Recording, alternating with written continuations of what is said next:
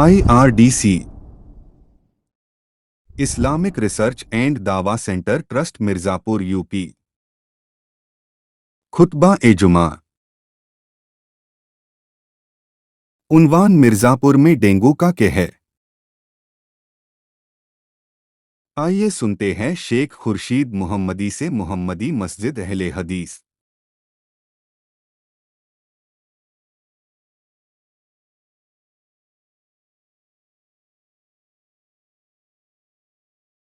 अस्सलामुअलैकुम वरहमतुल्लाहि वबरकातुहू। इन्नल हम्दलिल्लाहि नहमदुहु व नस्तईनुहु व नस्तगफिरुहु व नऊज़ु बिल्लाहि मिन शुरूरि अनफुसिना व मिन सय्यिआति अमालिना। मन यहदिहिल्लाहु फला मुदिल्ल लहु व मन युद्लिल फला हादिय लहु व अशहदु अन ला इलाहा इल्लल्लाहु वहदहु ला शरीका लहु व अशहदु अन्न मुहम्मदन अब्दुहु व सल्लम। व शर्रुल उमूरि मुहदसातुहा वकुल्ल मुहदसतिन बिदअ वकुल्ल बिदअतिन ज़लालह वकुल्ल ज़लालतिन फिन्नार। औज़ु बिल्लाहि समील अलीम मिनश शैतानिर रजीम। बिस्मिल्लाहिर रहमानिर रहीम।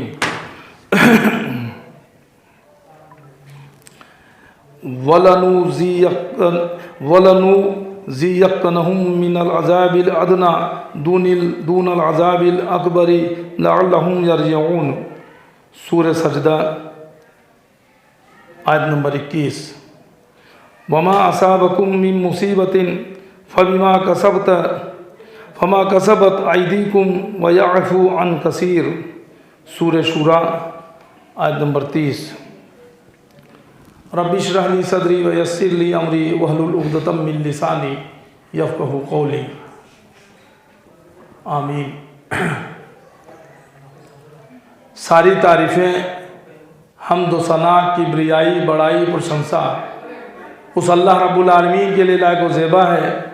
जिसने ज़मीन व आसमान सारी कायनात को पैदा किया, और बाद उसके बेशबहा दरूद व सलाम हो उस नामे नामी इसमें ग्रामी अहमद मुजतबा मोहम्मद मुस्तफ़ा सल्लल्लाहु ताला अलैहि व आलिहि वसल्लम पर, जिन्हें हमारी हिदायत और रहनुमाई के लिए भेजा गया। मुअज़्ज़ज़ हाज़रीन जुमा, नौजवान साथियों और जहाँ तक मेरी आवाज़ पहुँच रही हो, सुनने वाली सभी काबिल एहतराम दीनी माँ और बहनों, अल्लाह की तौफीक से एक बार फिर जुमा की इन बेहतरीन घड़ियों में रब की बारगाह में आने का, नमाज जुमा अदा करने की, और नमाज जुमा अदा करने से पहले ये खुतबा जुमा के ताल्लुक़ से रब का कुरान और नबी का फरमान मुझे कहने की और आप लोगों को सुनने की अल्लाह सुब्हानहू व तआला ने जो तौफीक दी, उसके लिए सबसे पहले तो मैं अल्लाह सुब्हानहू व तआला का शुक्र अदा करता हूँ, और बाद उसके दरूद व सलाम हो, और ये दुआ भी करता हूँ कि अल्लाह तो मुझे हक़ कहने की और आप सबों को हक़ सुनने की, और हम सबों को कहने और सुनने से ज़्यादा अमल करने की तौफीक अता फरमा। आमीन या रब्बल आलमीन। दोस्तों, गुज़श्ता जुमा को जिस उन्वान के तहत मैंने आपसे गुफ्तगू शुरू की थी, वो उन्वान था रियाकारी यानी दिखावा, रियाकारी का अंजाम। चूँकि जुमा का वक्त नहायत कलील होता है, इसलिए इस मौजू को उस एक जुमा में समेटा नहीं जा सका था, इसलिए आइंदा जुमा की बात मैंने कही थी, और अल्हम्दुलिल्लाह अल्लाह की तौफीक से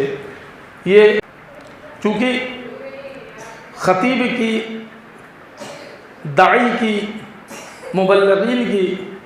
एक बड़ी ज़िम्मेदारी ये होती है कि उसे हालात हाजरा पे पहली नज़र रखनी पड़ती है और चौकन्ना रहना पड़ता है, और जो भी हालात से हम और आप, माशरा, हमारा मुल्क, हमारा समाज दो चार हो रहा हो, उसके ताल्लुक़ से रब का कुरान और नबी का फरमान क्या कहता है,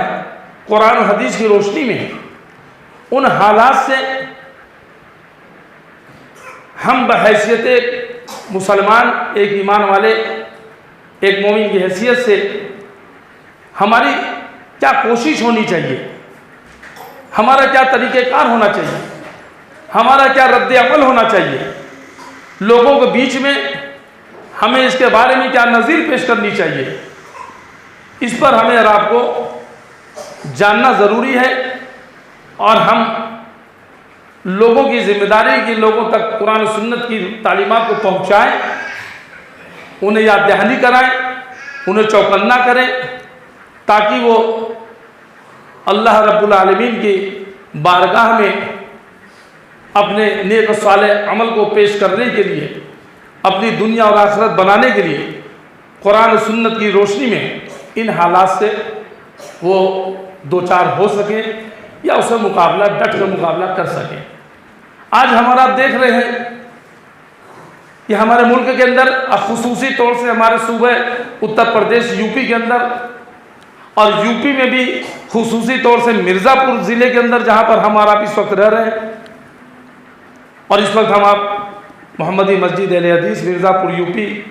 کی اس مسجد میں موجود بھی الحمدللہ، کہ کس طرح سے چاروں طرف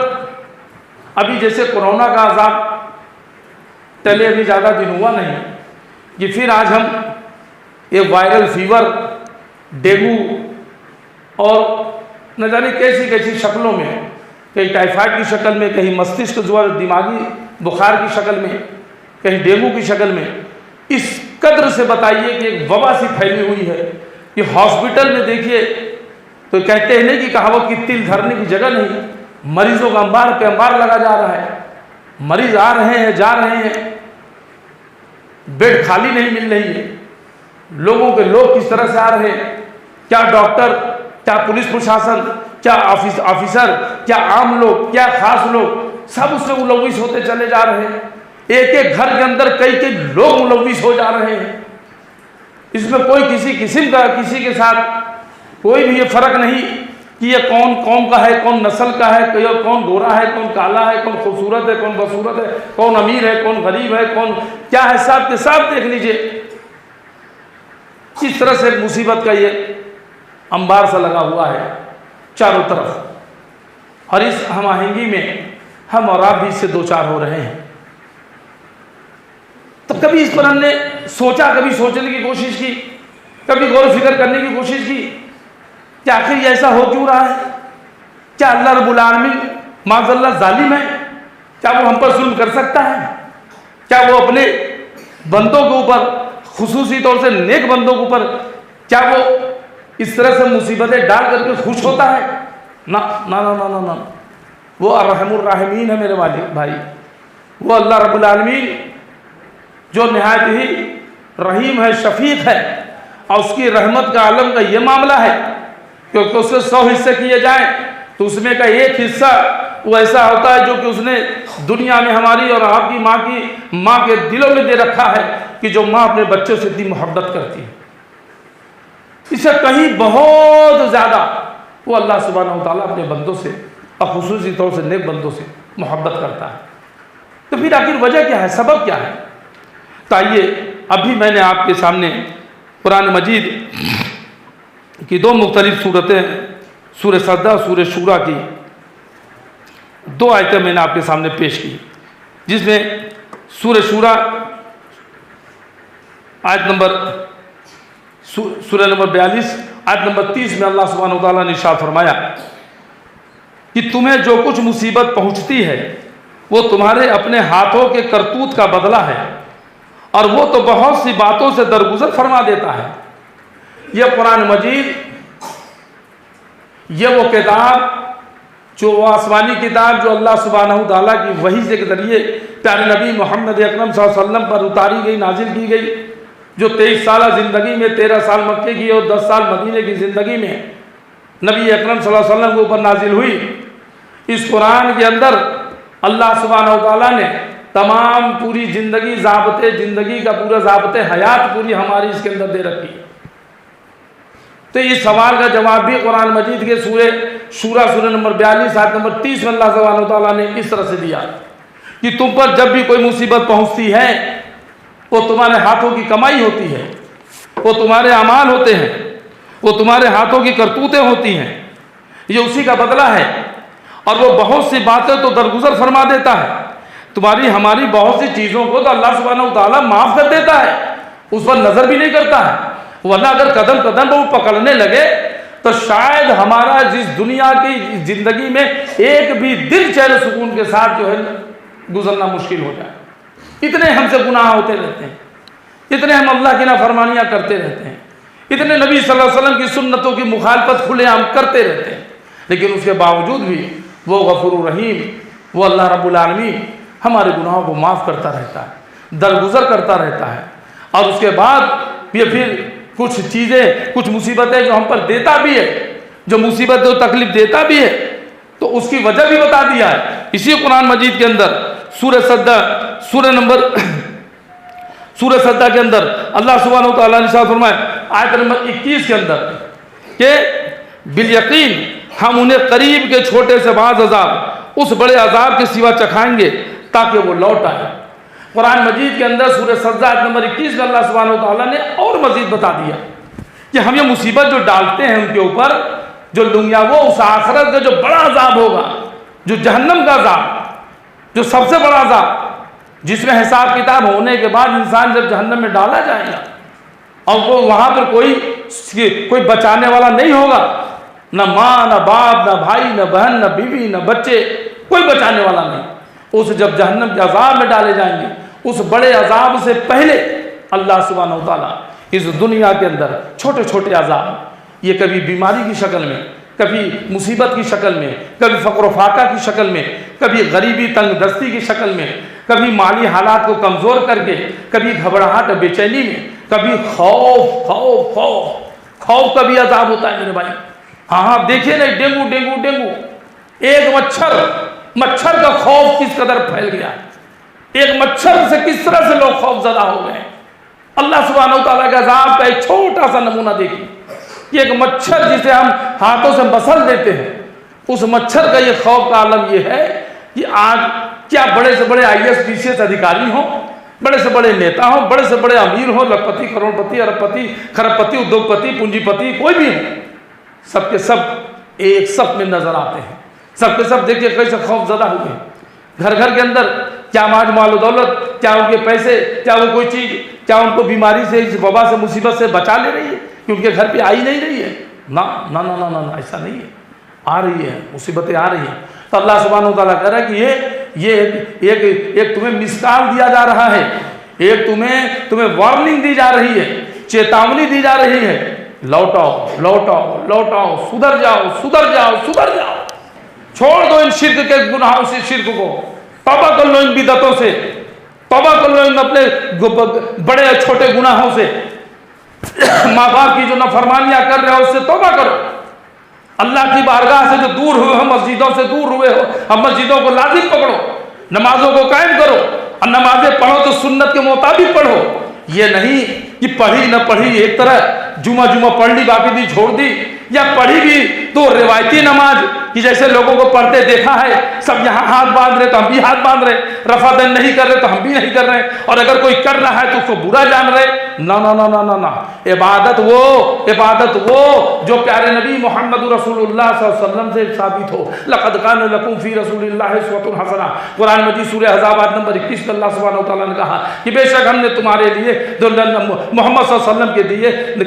کے اندر تمہارے لیے بہترین نمونہ ہے، رسول کے اندر، نبی کے اندر تمہارے لیے بہترین نمونہ ہم نے ان کو بنایا ہے، تمہارے لیے بہترین نمونہ ہے۔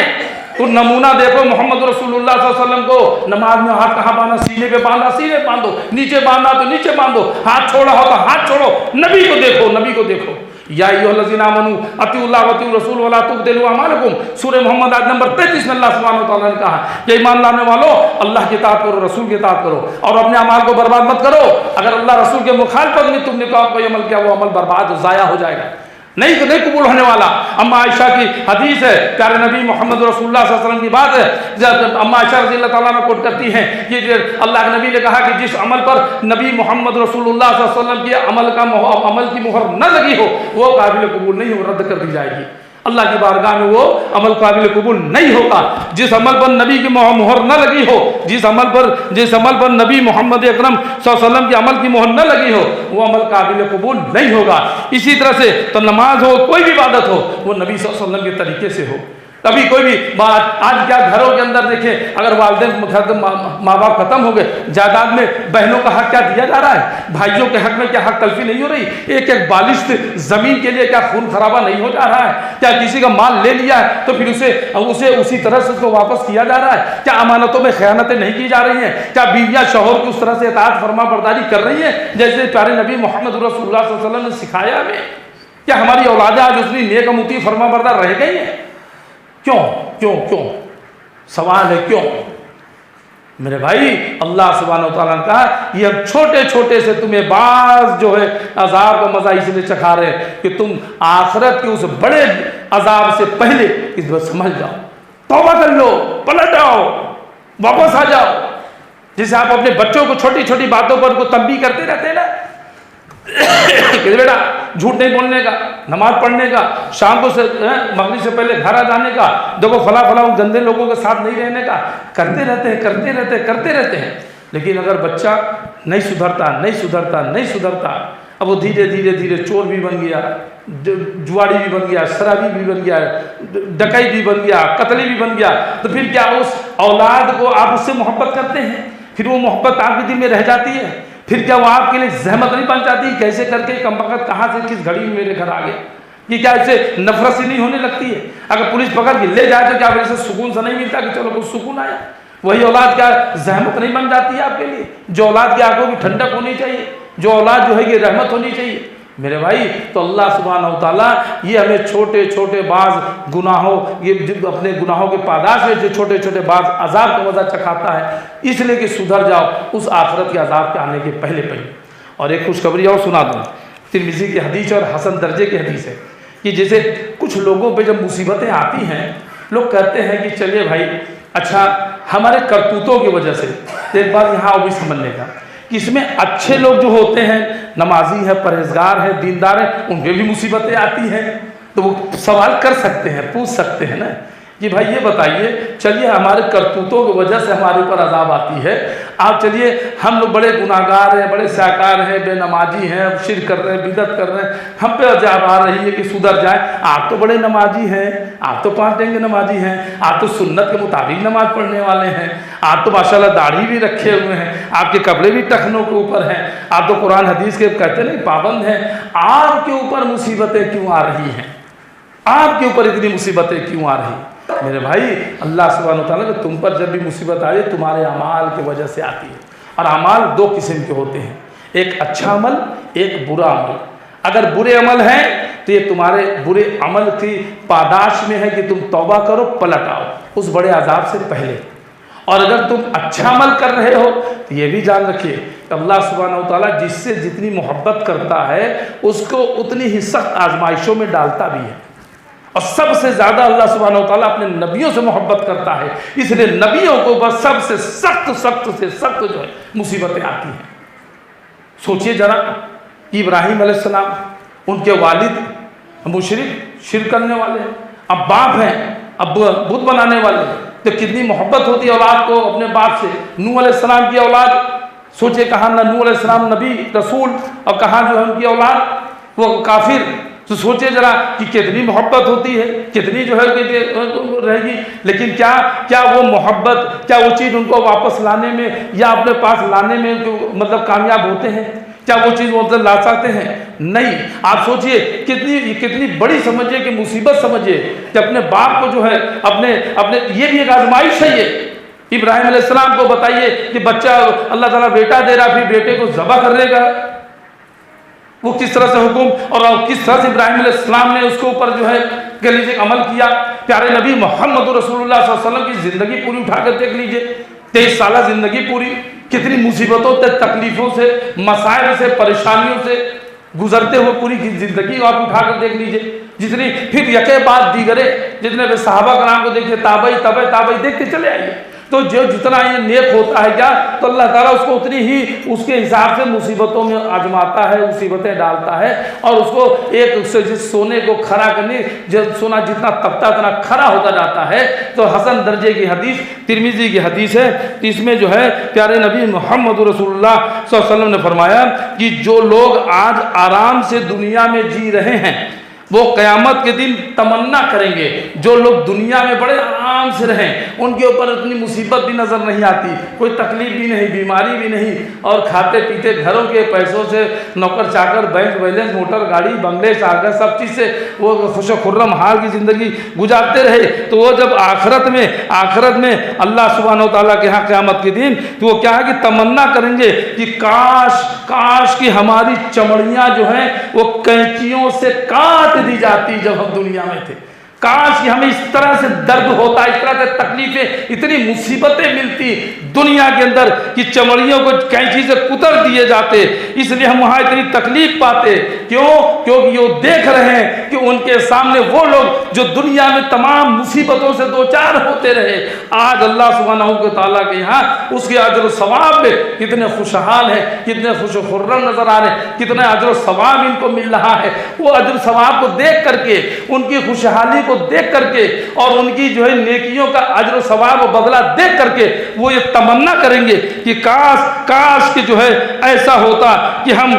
اس انعام کو پانے کے لیے کہ دنیا میں بھی ہم کو جو ہے کینچیوں سے ہمارے چمڑیوں کو کتر دیا جاتا، اور کاش کہ اس اجر و ثواب کے ہم بھی حقدار ہو پاتے۔ وہ اس جو مصیبت کی زندگی دنیا میں گزاری ہوگی، ان کی ان نیکیوں کو، اجر و ثواب کو دیکھ کر کے وہاں پر وہ اس طرح سے وہ رشک کریں گے، اس طرح سے وہ تمنا کریں گے۔ اور اللہ سبحانہ و تعالیٰ فرماتے ہیں کہ صبر کرنے والوں کو بے حساب اجر و ثواب اللہ سبحانہ و تعالیٰ عطا کرے گا، تو اس کا بہت بڑا بدلہ ملنے والا ہے میرے بھائی۔ تو اس لیے جو نیک لوگ ہیں وہ جان لیں کہ ان کے اوپر جو مصیبتیں آ رہی ہیں یہ ان کے درجے کو آخرت میں اور بلند کرنے والا ہوتا ہے، بشرطے کہ آپ صبر کرے رہو۔ یہ نہیں کہ شرک سے توبہ کیا، مصیبت آئی تو پھر شرک کرنا شروع کر دیا، لوگوں نے ڈروا دیا، دیکھا بابا کو مانتے تھے تو بڑے خوش تھے، آج اللہ والے ہو گئے تو دیکھو بابا نے کیسے ڈنڈا کر دیا، بابا نے کیسا مصیبت ڈال دیا، تو پتہ چلا ہاں ایسا، تو پھر سے پلٹ کے چلو سب بابا کرنے لگے۔ نہیں، کیسا نہیں کہ پہلے تویز گنڈا والے پلیتا والے تھے، اور آپ توبہ کر لیا، مصیبت آئی، دیکھو ارے جب سے تویز اتار دیا تو پھر مصیبت آ گئی، تویز پہنے تھے تو ایسا نہیں ہوتا تھا، یہ شیطان کا جو ہے وسوسہ اس نے ڈالا، شیطان نے گمراہ کیا، پھر اٹھا کے تویز کو، پھر شرک کو اپنے گلے میں ٹانگ دیا۔ یہ نہیں، بلکہ نہیں، جو مصیبتیں ہوں، تکلیفیں ہوں، پریشانیاں ہوں، مصائب ہوں، تو یہ جان رکھے کہ اللہ سبحانہ و تعالیٰ کی طرف سے ہے، اور وہی ڈالنے والا ہے مصیبتوں کو، وہی مصیبتوں سے نکالنے والا ہے۔ اگر وہ نہیں نکالے گا تو کون نکالنے والا ہے؟ تو یہ جو صبر کریں، اس مصیبت پر صبر کریں، اور ایک چیز یاد رکھیں، اس کی پہچان کیسے کریں گے؟ اس کی پہچان کیسے کریں گے کہ یہ جو مصیبت آئی ہے، یہ عذاب جو آیا ہے، یہ جو مصیبت آئی ہے، یہ ہمارے لیے عذاب ہے یا ہمارے لیے اجر و ثواب کا باعث بننے والا؟ اس میں کیا ہے؟ تو ایک شیخ ثناء اللہ مدنی صاحب کی بڑی اچھی بات مجھے لگتی ہے، تو انہوں نے کہا کہ دیکھیے اس کی پہچان آپ یوں سمجھ لیں کہ مومن پر جب یہ مصیبت کوئی آتی ہے، اللہ تعالیٰ آزمائشوں میں ڈالتا ہے تو وہ نکھر جاتا ہے، وہ مصیبتوں سے نکھر جاتا ہے، اس کے اندر وہ نکھار آ جاتا ہے، وہ اپنی عبادتوں میں اور چست و چاق چوبند ہو جاتا ہے، اور اپنی عبادتوں میں اور لگ جاتا ہے، اللہ کے اوپر اس کا توکل اور بڑھ جاتا ہے، اس طرح سے ہو جاتا ہے۔ اور اگر کہیں وہ نیک نہیں ہے، اگر گنہگار بنتا ہے تو اس کے اوپر مصیبت آتی ہے تو بکھر جاتا ہے۔ نیک آدمی کو مصیبت آتی ہے اور نکھر جاتا ہے، اور گنہگار پہ آتی ہے تو بکھر جاتا ہے۔ تو اس میں مصیبت آتی ہے تو تھوڑی سی مصیبت آتی ہے تو اس طرح سے ہائے توبہ ہائے اللہ تک کرتا ہے، ادھر سے ادھر سے ادھر بھاگنا پڑانا، وہاں یہاں، وہ پھر کیا وہ شرک، تمام خرافات، وہ بابا کی جو چوکھر تو وہ ان کا مزار، تو وہ ان کا جو ہے پلیتا، تو وہ تعویذ، تو وہ گنڈا، تو وہ پیر، وہ مرید، وہ فلاں، اور جب کہیں سے نہیں ہو تو پھر بیٹھ کے کرتا ہے اب اللہ کو جو منظور ہوگا وہی ہوگا۔ ارے اللہ کے بندے، جو آخری میں کہا وہی پہلے کیوں نہیں سوچا کہ جو اللہ کو منظور ہوگا وہی ہوگا؟ کیوں ادھر ادھر بھاگتا رہا؟ تو مومن میں مصیبت آتی ہے تو نکھر جاتا ہے، اور اگر گنہگار پر مصیبت آتی ہے تو وہ بکھر جاتا ہے۔ تو میرے بھائی یہ چند باتیں تھی جو ہمیں آپ نے کہنی تھی۔ تو اس مصیبت کے دور میں یاد رکھیں کہ مصیبت اللہ کی طرف سے ہے، اسی نے ڈالا ہے، وہی ہٹائے گا، وہی دور کرے گا۔ اس لیے صبر و تحمل کا دامن نہیں چھوڑنے کا، شرک نہیں کرنے کا، ہمارا مریض ہے، اللہ نے زندگی دی ہے، رکھی ہے تو جیے گا، اور نہیں اگر موت آئی ہوگی تو مر جائے گا، لیکن اس کے گلے میں ہم تعویذ نہیں ڈالیں گے، اس کو ہم کسی قبر کی کسی مزار کی کھاک لا کے نہیں اس کو دیں گے، کسی کے پیر کے قدموں کی دھول اس کو نہیں چٹائیں گے، کسی کے آگے اس کو نہیں جھکائیں گے سوائے اللہ، صرف اللہ سے مانگو، صرف اللہ سے۔ ہر نماز میں کہتے ہو، ہر رکعت میں کہتے ہو ایاک نعبد و ایاک نستعین، ہم تیری ہی بندگی کرتے ہیں، صرف تجھ سے ہی مدد مانگتے ہیں، اسی پر ڈٹ جاؤ، ہی پر ڈٹ جاؤ، بھی پہ مت آؤ، وہ تو ہے ہی، یہ بھی ہیں، یہ بھی ہیں، یہ بھی ہے، بھی پہ نہیں، ہی پہ ڈٹو، اللہ ہی ہے، وہی ہم سے مصیبت میں ڈالتا ہے، وہی ہم سے مصیبت دور کرے، اور اس کے علاوہ کوئی نہیں۔ میرے بھائی یہ چند باتیں تھی جو کہنی تھی آج اس حال اس جو ہے وقت میں کہ جو پورے مرزا پور میں کس طرح سے جو ہے آپ دیکھیں تو قریب قریب گھر گھر میں محلے محلے میں ایک طرح سے یہ جو ہے مریضوں کا ایک انبار سا لگا ہوا ہے۔ اللہ تعالیٰ سے دعا ہے کہ اللہ تعالیٰ ہم سب کو ان تمام طرح کی خرافاتوں سے، ان تمام طرح کی بیماریوں سے، اور اللہ تعالیٰ دنیاوی خرافاتوں سے اور شرک و بدعت سے اور گناہوں سے اللہ تعالیٰ ہم سب کی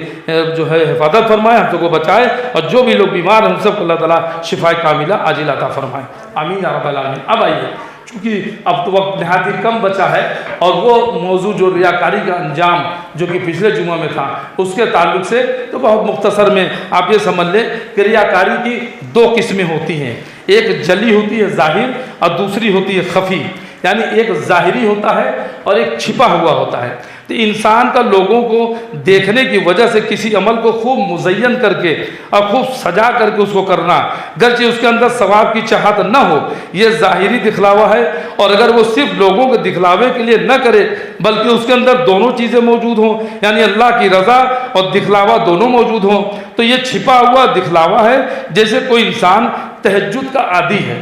اور یہ عمل اس کے لیے شاق ہے، یعنی وہ تہجد میں اٹھنا اس کے لیے بھاری پڑتا ہے، یہ عمل وہ کرتا ہے، نماز پڑھتا ہے، تہجد کی نماز پڑھتا ہے اور بھاری پڑتا ہے، لیکن اگر اس کے یہاں کوئی مہمان آ جائے تو اس کو دکھانے کے لیے بڑے آرام سے اٹھتا ہے، تہجد میں وضو کرتا ہے، نماز پڑھتا ہے کہ مہمان دیکھے کہ بڑے تہجد گزار ہیں، تو یعنی وہ دکھاوے کے لیے بھی کر رہا ہے کہ دیکھیں بھی، اب مصیبت اس کے اوپر بھاری بھی پڑ رہا ہے، لیکن یہ چاہ رہا ہے کہ ان کو نہ لگے کہ بھاری ہے، اور یہ سمجھے کہ ہاں بڑے جو ہے تہجد گزار ہیں، تو یہ ریاکاری ہے، یہ بھی ریاکاری ہے، یہ دکھاوے کی ریاکاری۔ اور اس سے زیادہ پوشیدہ ریا کی شکل یہ ہے کہ انسان کے عمل پر اس کا کوئی اثر نہیں ہوتا، مگر جب لوگ اس کے عمل کو جان لیتے ہیں اور اس پر اس کی تعریف کرتے ہیں تو وہ خوشی سے پھولے نہیں سماتا، یعنی اس عمل کا اس کے اوپر جو اثر ہونا چاہیے تہجد کا وہ اثر نہیں ہوتا، لیکن اس کو کرنا چاہیے کہ وہ اگر بدلا تہجد پڑھتا ہے پڑھے، کسی کو دکھانے کی غرض سے مقصد سے نہ کر، ٹھیک ہے مہمان آ گیا ہے، اس کے اپنے دل میں وسوسہ آئے گی تو اعوذ باللہ کر کے جھٹک دے، لا حول ولا قوت الا باللہ پڑھ لے اور اللہ کی بارگاہ میں جھکے جیسے جھکتا ہے، لیکن اب وہ سوچے کہ ہاں نہیں اب لوگ دیکھیں پھر اس کی تعریف کریں تو اسے خوش ہو جائے، اگر یہ سب ہونے لگا تو اس کا رات کا جاگنا بھی بیکار ہو گیا، اس کی نماز پڑھنے کا بھی کوئی صلہ نہیں، اور اس کو جو ہے اس کا کچھ وہ جو ہے کوئی اس کا ثواب بھی نہیں ملنا ہے۔ اور اس سے زیادہ پوشیدہ ریا کی شکل یہ ہے کہ انسان اس بات کا خواہاں ہو کہ لوگ جب اس کو دیکھیں تو اس سے پہلے اس کو سلام کریں۔ اب وہ یہ سوچے کہ ہم تو بڑے عبادت گزار ہیں، بڑے دیندار ہیں، بڑے مبلغ ہیں، بڑے دائی ہیں، بڑے عالم ہیں، ہماری جو چلے نکلے سوچے کہ مجھ سے پہلے اگلا ہی ہم کو سلام کرے، من میں یہ خواہش ہو۔ وہ علیم بذات صدور، دلوں پہ بھیدوں کو جانا وہ سب جانتا ہے۔ اگر ایسا کچھ اگر ہمارے اندر ہے آ رہا ہے تو یہ بھی ریاکاری ہے، یہ بھی دکھاوا ہے۔ پیارے نبی محمد رسول اللہ صلی اللہ علیہ وسلم چلتے تھے، چھوٹے چھوٹے بچوں سے بھی سلام کرتے تھے، حدیث میں نہیں کہ پہچان والے یا بنا پہچان والے سب سے سلام کرو، جو سلام میں سبقت لے جائے تو زیادہ ثواب ہے، پہلے ثواب لوٹ لے، لیکن وہ اگر یہ سوچے کہ ہم سے پہلے فلانے سلام کریں کہ ہم تو بڑے وہ ہیں۔ اب دیکھیے کبھی کبھی آپ دیکھیے غور کریے، کچھ لوگ ایسے ہوتے ہیں، کسی کے اندر کسی وقت پیسہ اگر ہے، کسی کو کوئی اونچا عہدہ مل گیا، کوئی سرکاری عہدے پہ ہے، کوئی آفیسر ہو گیا ہے، کوئی پیسے والا ہے، یا کوئی کچھ ایسے عالم بھی ہو سکتے ہیں ملے آپ کو کہ اگر دیکھے تو آپ کو جو ہے وہ مطلب کہ ملے تو آپ سے جلدی وہ سلام نہ کرے، اور وہ یہ ہوگا آپ ہی جب ملے تو سلام کریں، اور آپ کو شاید یہ محسوس بھی ہو کیا جب دیکھے ہم ہی سلام کرتے ہیں، مولوی صاحب کبھی ہم سے سلام نہیں کرتے ہیں، یا اس طرح کی چیزیں. تو جو اگر یہ کرے تو وہ سمجھ لیجئے کہ یہ بھی جو ہے یہ خفی ہے، یہ چھپی ہوئی ریاکاری ہے. اور جب اس سے جو ہے اور اس سے جب ملے تو بشا اوقات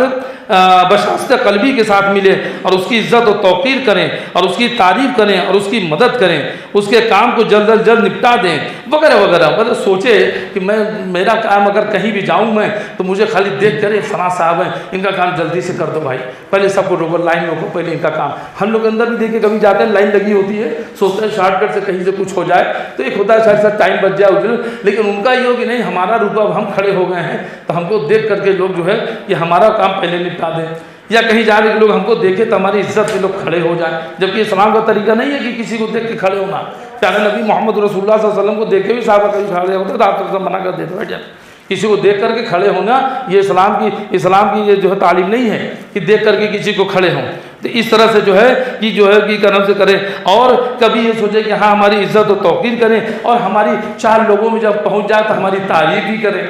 یہ سب چیزیں ہاں چھوٹی چھوٹی لگتی ہوگی، لیکن ہم اپنے آپ کو بھی ٹٹولتے چلیں کہ کہیں ہم بھی اس کے تو کہیں مطلب اس راہ کے راہی تو نہیں ہیں، اس راستے پہ ہم بھی تو کہیں نہیں چل رہے ہیں، کہیں ہم بھی تو ہمارے اندر اس طرح کی چیزیں تو نہیں ہیں. تو اگر ہیں تو ان سب چیزوں سے ہم اپنے آپ کو یہ مطلب کہ جو ہے بچنے کی کوشش کریں. اور جو ہے آگے اور اس کے دل میں یہ وہم و گمان پیدا ہوتا ہے کہ وہ اتنی محنت و مشقت کرتا ہے اور لوگ اس کی توقیر و احترام نہیں کرتے. اس کو لگتا ہے کہ ہم اتنی محنت کر رہے ہیں، 5 ٹائم نماز پڑھتے ہیں، نماز پڑھاتے ہیں، لوگوں کو دین دعوت تبلیغ کرتے ہیں، رات میں تہجد اٹھتے ہیں، قرآن پڑھتے ہیں، حدیث پڑھتے ہیں، لوگ ہماری عزت نہیں کرتے ہیں. اس کو یہ زوم ہونے لگے یار ہم اتنا اللہ کی عبادت کر رہے ہیں، لوگ ہماری جو ہے ہماری توقیر و احترام نہیں کرتے ہیں. یہ ساری چیزیں انسان کے دل میں اللہ پر بھروسہ نہ ہونے اور توکل اور تقوی میں جو ہے تزکیہ نفس میں جو ہے یہ خلل ہے. اور جو ہے یہ سب چیزیں اس کے عمل کو برباد کرنے والی ہوتی ہیں. یہ سب چیزیں اگر اس کے اندر آ رہی ہیں تو میرے بھائی تو یہ جلی اور خفی جو ظاہری اور باطنی، یہ دکھاوا، یہ ریاکاری، یہ 2 قسمیں بھی جو چیزیں ہوتی ہیں ان سے بھی ہمیں اور آپ نے بچنے چاہیے. اور ریا کی طرف جانے والے ابھی رہ گئی کہ ریا کے نقصانات اور ریا و نمود کا علاج. اب دو اس کا کہہ لیجیے کہ ٹاپک یا 2 کالم رہ گیا ہے، تو چونکہ وقت ختم ہو گیا ہے تو انشاءاللہ تعالی رحمان اللہ نے چاہا تو اگلی جمعہ میں انشاءاللہ تو اس تعلق سے جو ہے بات کر کے بات کو ختم کرنے کی کوشش کروں گا. اللہ رب العالمین سے دعا ہے کہ اللہ تعالیٰ جو کچھ میں نے کہا اس میں جو حق ہے وہ تیری جانب سے ہے، اور کہنے سننے میں کوئی بھول چک کوئی لغزش ہوئی ہو تو میرے نفس کی طرف سے رہی، شیطان کی طرف سے رہی، اس لیے تو مجھ کو معاف فرما بار الہ، اور ہم تمام لوگوں کو کہنے سننے سے زیادہ عمل کرنے کی توفیق عطا فرما. اے اللہ جیسے تو نے ہمیں یہاں ملایا، مرنے کے بعد ہم سب کو میں اپنے اہل و عیال کے ہم سب کی ملاقات جنت الفردوس میں بھی کرا بار الہ. اے اللہ سبحانہ وتعالیٰ جو آج ہم پورے مرزا پور کے اندر جس طرح سے اس ڈینگو وائرل فیور کے جو چپیٹ میں جو سب اس میں پڑے ہیں، کہ اللہ ہم بڑے گنہگار ہیں، بہت سے آکار ہیں. اللہ ہمارے اعمال کی طرف مت دیکھ تو اپنے غفور الرحیمی کے صدقے میں ہمارے گناہوں سے ہمیں درگزر فرما دے، ہمیں اس مصیبت سے جلد نجات دے دے. میرے گھر میں بھی جو بھی ہمارے جو بچے بچیاں، میرے جو پوتے، میرے ناتی، میرے داماد وغیرہ جو بھی سب جو بیمار پڑے، اللہ تعالیٰ ان سب کو جہاں بھی جو لوگ بیمار پڑے ان سب کے اللہ تعالیٰ تو سب کو شفا کاملہ عاجلہ عطا فرما. اے اللہ جنہوں نے ہم سے دعاؤں کے لیے کہا ہو ہماری بھی اور ان کی بھی جائے دعاؤں کو قبول فرما. آمین یا رب العالمین. السلام علیکم ورحمۃ اللہ وبرکاتہ.